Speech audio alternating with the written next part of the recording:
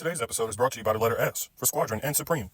Now, I just want to get in here and talk about one of my favorite runs involving the Squadron Supreme, and that is the 1 through 12 part that came out back in 1986. I didn't read it back then because I wasn't born. But on my comic journey, as I went through the Squadron Supreme, a lot of the individual characters in their runs, I came across obviously their first series as a whole, as the team. Now, in this book, this actually stems from Defenders.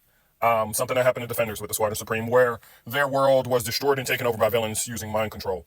I haven't gotten to read the Defenders yet. I probably will someday, but I have to toggle between going Omni or going, individual issues. But either way, I'd probably have to cop a comic lot because I'm not going to be running around in a while to get these. Back to the subject at hand. So stemming from that, the team, comes to Earth, takes over, and decides they have a dream of a utopia.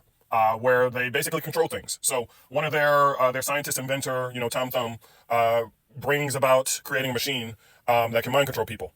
They use this machine on villains at first, to rehabilitate them and make them basically docile under their control. Obviously, you can see a problem with that.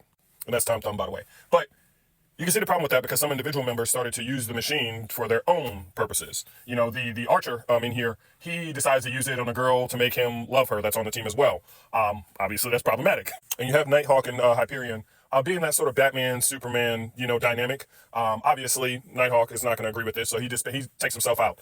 Decides to, create his own allegiance and alliance to go against the whole squadron because he doesn't agree with mind control. It's unethical.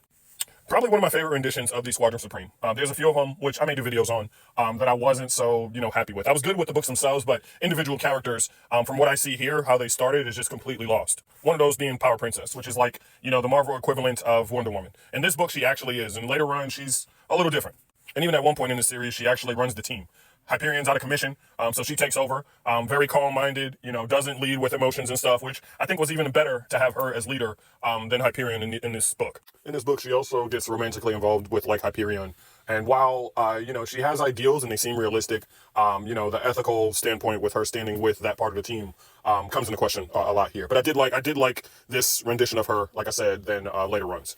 And while reading this, I sort of got the feeling of Watchmen type-esque. Because I've seen the movie The Watchmen. I've read the book way before I read anything Squadron Supreme. So when I was reading it, I was like, man, the feel of this, I feel like a lot of the soundtrack to the movie should have played while I was reading this book. And, so I did some research and I'm like, did Watchmen come out first? Did they copy that or did they copy each other?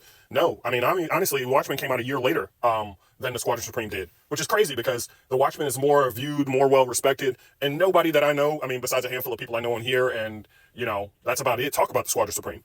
And both books explore, authoritarianism, I think that's how you say the word, and balance of power being unchecked, with heroes and stuff like that. So, very interesting. So anywho, great book. Check it out.